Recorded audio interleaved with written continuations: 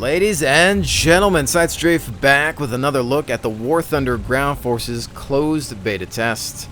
These matches were recorded earlier in the week, and this is a look at some realistic battles. We're going to start out with the Panther Ausf firing around at that IS-2, and then we'll hit the JagdPanther after this match. Now in this game I was joined by Bismarck, and we were just trying to play it safe, engage as a team, and focus fire. But right now we're pushing up on this IS-2. His turret was facing the other direction, and I'm checking my flank at this point, just making sure that nobody's rolling up behind me. So I'm not sure that this IS-2 knows what's going on, but he's exposing his side armor right now, and that looks like a shot on his engine compartment. And as you can see, he's brewed up. Bismarck moving in to perhaps get a flanking shot. But in this case, you can see he's still up, still burning. I decided to fire yet another round because really when it comes to tank warfare, and this is something that even happened in World War II, tankers would generally fire multiple shots at enemy tanks. They wanted to make sure that it was dead, because a second or two given to that gunner means that it's possible he can fire another round at you before he burns up. Same thing in this game. Now you do have something that tells you what you've hit, so it's not very realistic in that respect, but you want to keep shooting at him. Don't give him the opportunity to fire one last shot and take you with him. Moving around here, you can see we run into an Su-100 exposing that soft side armor, but unfortunately I'm unable to lead the target and the shot goes low. You can see now, here's the problem with the nameplates once again, is that they are giving away his position. He would otherwise be pretty camouflaged, especially since his tank is like olive drab in color. But that tree is not going to help when I can see that nameplate. I'm not necessarily eliminating him, but I was doing some damage. I may have tracked him, which means in realistic battles, you're dealing with a 3-minute repair time. Now, the other thing is here, as you can see, of course, they removed the X, which is something that we've been asking for some time now, which means you have to predict the bullet drop on your own. You might also notice that they removed the rangefinder, so you can't check the distance of your target in real time. And, of course, that's realistic in the way it should be. But I'm really hoping that they add the realistic sighting systems for each tank, because I think that adds another element. You really have to learn your optics. So here you can see we eliminated the Su-100, just kept firing at him. I think he was tracked most of the time and unable to move, and since he had no turret, it was a bad day all around for him. But here we see another target, T-44 in the distance, trying to get my shot, raising the scope up a little bit. That's a hit. We set him on fire, and I'm backing off, reloading. Now, see, he got wrecked, so I killed him, but it didn't give me a destruction credit. It's possible that he left the game, or it glitched out. It only gave me the hit, but at this point I just start moving up, and Bismarck's up front. I think he was calling for some assistance. He had some targets, and I was like, alright, I'm on my way. We really want to focus fire. That's the way to go. And this is, of course, one of the objective points too, so we want to try to capture it. And once you're up here, you have some high ground, some good elevation to take out enemies down below. But it is easy to get flanked. I think there's this front route and one behind you, and then there's the other bottleneck that you can come through to get up from the rear, so we had to be careful of that as well. Bismarck continuing to fire here, but we have this tank up on the right that I also take a shot at.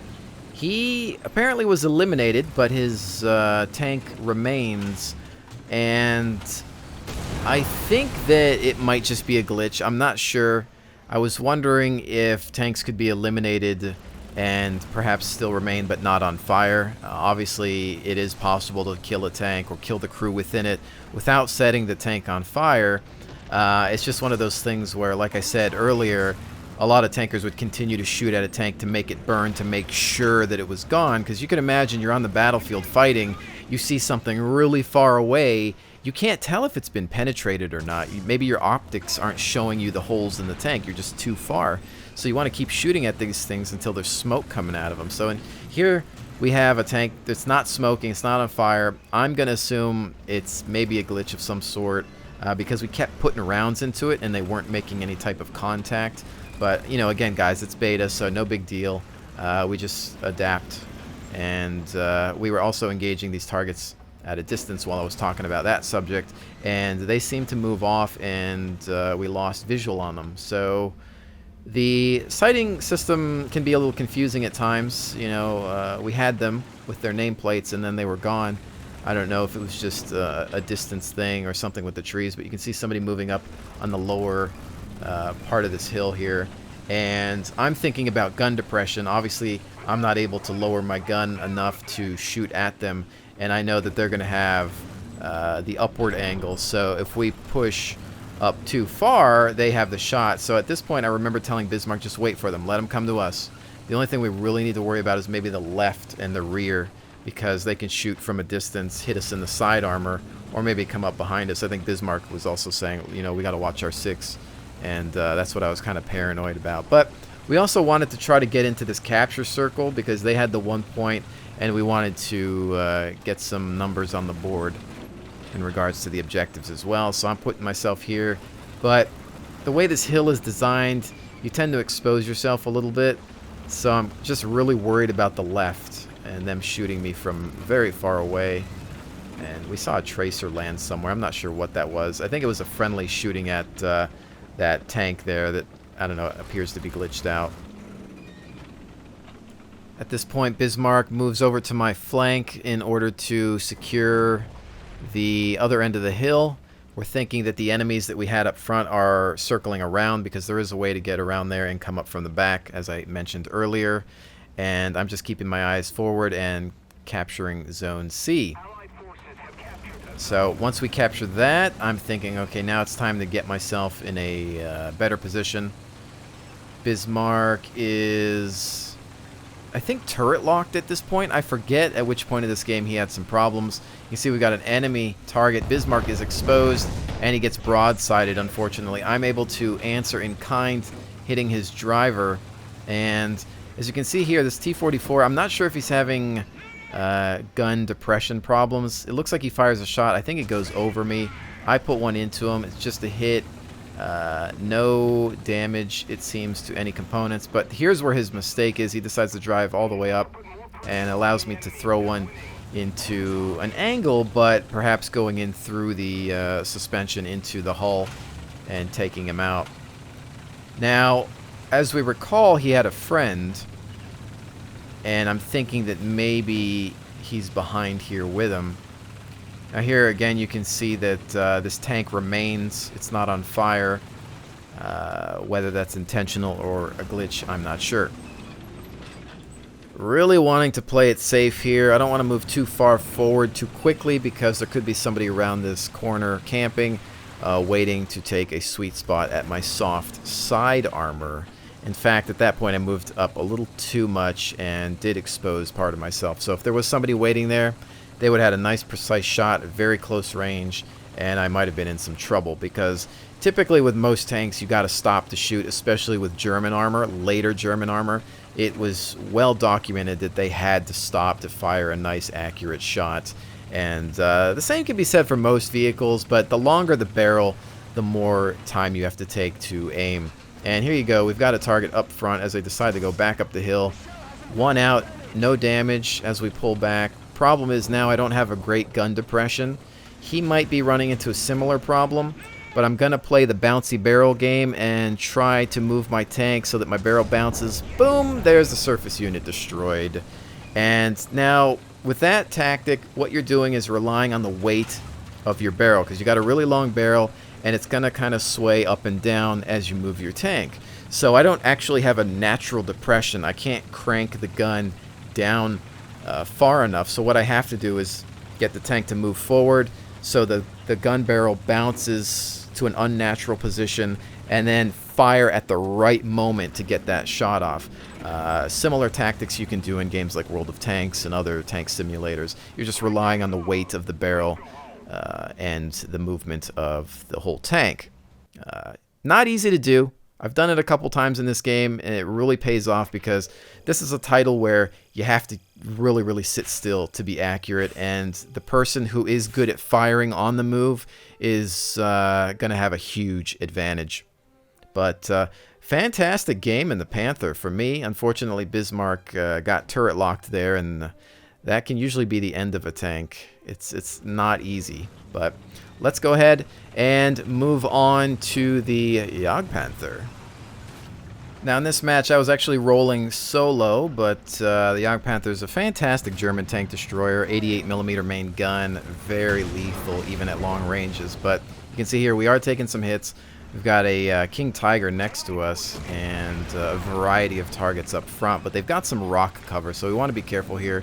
You can see we've got some elevated terrain to the front. I want to use that to my advantage and kind of keep my hull at an angle, so if I do get hit, I can perhaps absorb some of the blast. But I'm thinking, well, you know, they're kind of moving around here. I want to try to get some shots off if I can.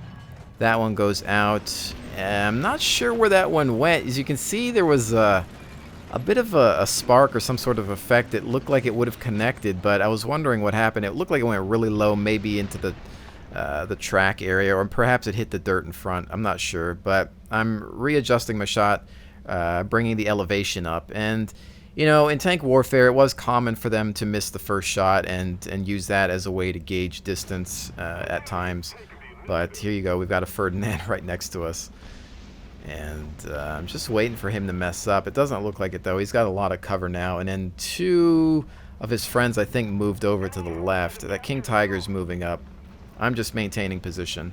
Now, in this case, it's always good to have a tank sitting still, suppressing targets up front while another moves forward, because the one moving up doesn't have accuracy. He's on the move. So if you have somebody sitting in the back waiting to snipe, you're set in a position, you've got your barrel steady, you can take the shot, maybe keep the enemy at bay, keep them pinned down while somebody moves forward. Then once that other person has moved forward, you can then continue on and support them while they sit still and keep the enemy suppressed. But here we are. I'm just actually looking over to some of these other targets.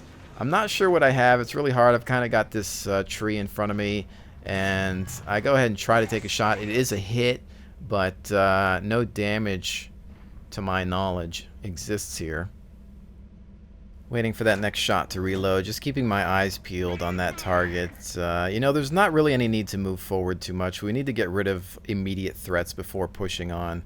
And again, it comes down to seeing this nameplate and trying to do a little bit of guesswork here. Shot goes out, surface unit destroyed. Once again, the only reason that that happened was because of the nameplate. Had that nameplate not been there, I wouldn't have even really seen the threat. You know, I could barely see a little bit of the tank, but, you know, I'm voting for nameplate removal on the enemy tanks. They're fine for friendlies, but it really has helped me kill a lot of tanks, and I'm sure they're doing the same to me. But, you know, it would completely change the game, if you ask me. It'd be so nice to be able to really rely on the trees and the terrain and the camouflage patterns available to your tanks. If the nameplates were gone, it would just make it so much more challenging. And, you know, I think at least in realistic battles, a lot of people are looking for that type of gameplay. But here we are, another target surface unit destroyed. He showed just enough of his tank. And this dreaded 88mm main gun is just fantastic. Very accurate. Gets the job done more often than not. But, you know, really, again, just, okay, we've engaged a few targets here. We've been really successful. There's no need to muck it up at this point. And I'm just waiting for other targets of opportunity, looking for other people to make mistakes. We still have that one target behind that rock, and I feel like he's just never going to come out. So part of me is like, well, what part of this environment can we use to our advantage? There seems to be something up on the hillside or mountainside on the right, so I need to be careful of that. But I'm thinking, you know, is this guy ever going to make a mistake? Is he ever going to push forward just enough so that I can let him have it? But I think it's just not happening, so I decided to move forward and take the shady lane here, maybe maintain some sort of cover. I also want to get close enough to this hillside so that the people on top aren't able to look down and shoot me. So I want to get really close to it and flank around and perhaps get out of the sight line of that other T-44, I believe it is, that's behind the rocks. Now, the JagdPanther is pretty mobile. In fact, I think it's faster than a normal Panther. It does about 55 road speed, 55 kilometers.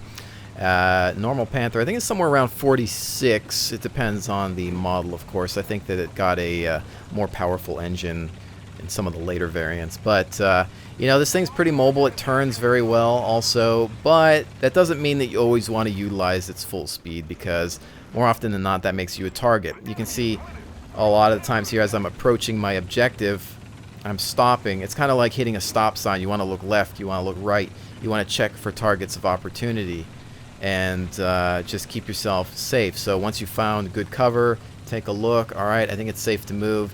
All it takes is a second for somebody to realize that you're there, and then all of a sudden, that's it. Now, on top of that, a lot of people just have an inherent need for speed. It's natural, and it takes a lot of discipline to want to slow yourself down.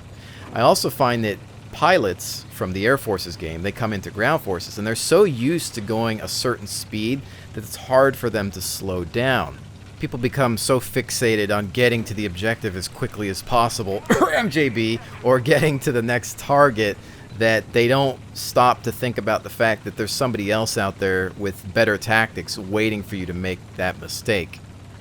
And I think really at the end of the day, that's what I like about this game and any other somewhat realistic game, is that I can employ real-world tactics. I read a lot of World War II history books, books on armored warfare. I know a lot about World War II and some post-war tanks. I find it interesting, and being able to use those books as strategy guides for this game, that's a win for me. That makes me smile. That makes me happy. That means that, to me, realism is fun. There's a lot of people out there that say realism isn't fun, but they never say realism isn't fun to me. They never say this is just my opinion. They just state that that's how it is. And in fact, there's even game developers that'll be in interviews and saying, well, we really wanted to make this game fun, so we tried to stay away from realism. They'll say things like that. And I've heard it a dozen times. And it's like, well, that's your opinion, though. And yes, maybe more people feel that way than how I feel. That's true. I'm part of a minority. And I tend to surround myself with people that agree with me. Ram JB, Bismarck, Darren and Phil from No Guts, No Galaxy, my buddy Warheart. We all like realistic games. We like games without respawn. We like games with lethal ballistics and bullet drop, slower pace. That's how we have fun. We can have fun with other games too. Look at Titanfall. It's a blast, but is it realistic? No. Am I going to fault it for not being? No. It's fun for what it is. Okay. It's going to sell and do well because it caters to that type of crowd. No problems with that. But I'm not going to come into the game and try to revamp it and say this game is terrible because it's not realistic enough. Well, that's what we're dealing with in War Thunder. You're about to witness a great example. Classic flanking maneuver. The most simple and basic tactic ever devised. King Tiger fires his shot. I get my eyes on the second. Barbecue time, bring on the marshmallows. It's that simple. We went around. We took the time to flank. Instead of engaging at long distances and shooting at frontal armor, we went around and hit their weak spots, and now they're baking in the sunlight. It is that simple, guys. This is how you play this game. This is how you win at it. I'm fine. And I wasn't camping. I was hunting. A lot of people say this game is for campers only. If you camp, you win. Well, they were camping. They lost. We attacked, but we attacked from the right direction. That's the key to this. Stop running into the open. Stop running head on into heavy armor, big guns. Simple logic. And it just blows me away when people can't figure these things out. And you know, maybe some people aren't naturals when it comes to those tactics. Okay, well, that's why I'm saying read a book, you know. Watch my guides, watch my videos, learn from this. You know, if you don't want to read, then I'm passing this knowledge on to you. And in some cases, maybe that puts me at a disadvantage because I'm teaching you the things that I know. Maybe I'll run into you on the battlefield and you smoke me because I taught you something. Well, I don't care. I'd rather deal with educated and challenging players than a bunch of morons that are going to go into the forums or make YouTube videos about how they hate the game because they can't win every day. It happens. I can't win in a lot of games. That doesn't make the game bad. It's not the game's fault. Stop coming into these modes expecting something else and ruining it for other people. Because yeah, the majority rules, and sometimes developers listen to all of those whiners and then they hurt the game for everybody else. I'm just trying to prevent that from happening because I want a decent tank game.